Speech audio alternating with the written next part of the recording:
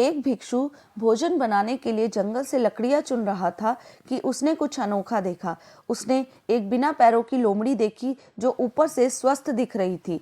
उसने सोचा कि आखिर इस हालात में ये लोमड़ी जिंदा कैसे है। वह अपने विचारों में ही खोया था कि अचानक एक हलचल होने लगी। जंगल का राजा शेर उस तरफ आ रहा था। भिक्षु तेजी से एक पेड़ पर चढ़ गया और वहां से देखने लगा।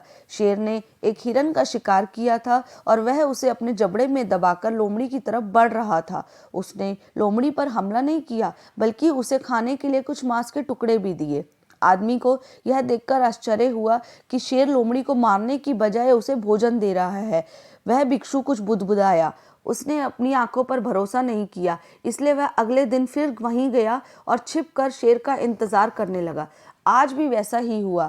भिक्षु बोला कि यह भगवान के होने का प्रमाण है। वह जिसे पैदा करता है उसकी रोटी का इंतजाम भी कर देता है। आज से इस लोमड़ी की तरह मैं भी ऊपर वाले की दया पर ही जीऊंगा। वही मेरे भोजन की व्यवस्था करेगा। यही सोचकर वह एक वीरान जगह पर जाकर बैठ गया। पहला दिन बीता और कोई नहीं आया। दूसरे दिन कुछ लोग आए पर किसी ने भिक्षु को नहीं देखा। धीरे धीरे उसकी ताकत खत्म हो रही थी। वह चल फिर भी नहीं पा रहा था। तभी एक महात्मा जी वहां से गुजरे और भिक्षु के पास पहुंचे। भिक्षु ने अपनी पूरी कहानी महात्मा जी को सुनाई और बोला कि अब आप ही बताइए कि भगवान मेरे प्रति इतना निर्दयी कैसे हो सकता है।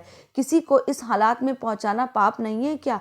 महाराज बोले, बिल्कुल है, लेकिन तुम इतने मूर्ख कैसे हो सकते हो? तुम ये क्यों नहीं समझते कि ईश्वर तुम्हें उस शेर की तरह बनते देखना चाहते हैं, लोमड़ी की तरह नहीं।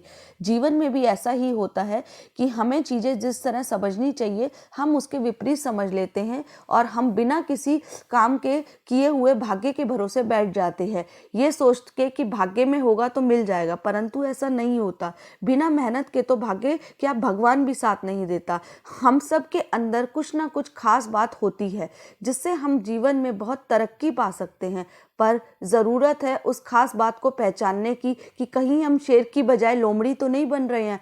तो दोस्तों, कैसी लगी आपको ये कहानी? हमें कमेंट करके ज़रूर बताएं और चैनल को लाइक और सब्सक्राइब ज़रूर करें। Thank you.